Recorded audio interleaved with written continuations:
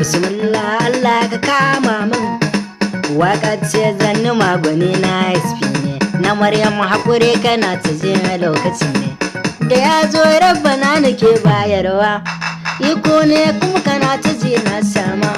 Musa ne kun ba za ni mantawa ba SP da hayan su lalle kuna yaba kaji karata waka ce kaji dan baiwa ni ta so zan yi manawa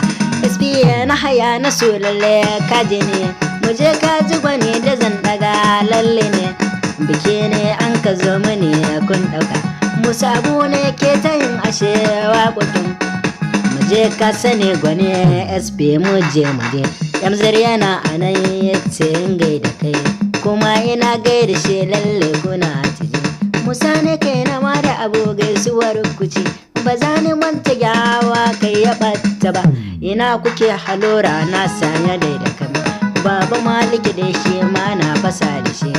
ina fare zabaro ka taras na da kai ba za ni mantana ba kai ya yi ɓatta ba alka da bangi salle ka zo wa raguni ina faɗan zara lalle na saka da kai yau kaji abokan SP ne baba na MZ ya ce kuma in gaishe da ku kai gayo namu SP da make da kuyo zama na aure ba sai gome idan kuna anan lalle zani gaida ku muje kuna ta ce Musa ne na mabu ga gaisuwar kunan kuma ga tambarin kunan baba Sunusi na gaida shi mafalaye baba Musa na gaida shi mafalaye amshi ma kai na wana gaishe kalaye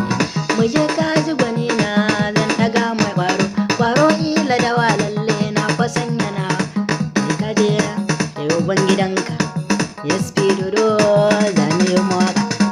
na haya na sokuta ka tambarin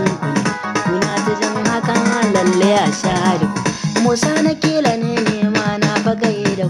ku taka dolo ya taka ashe haya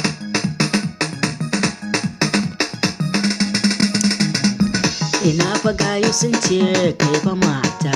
baban kaye na mu yana ciki ashe shi ma ya ce ta ka gayo a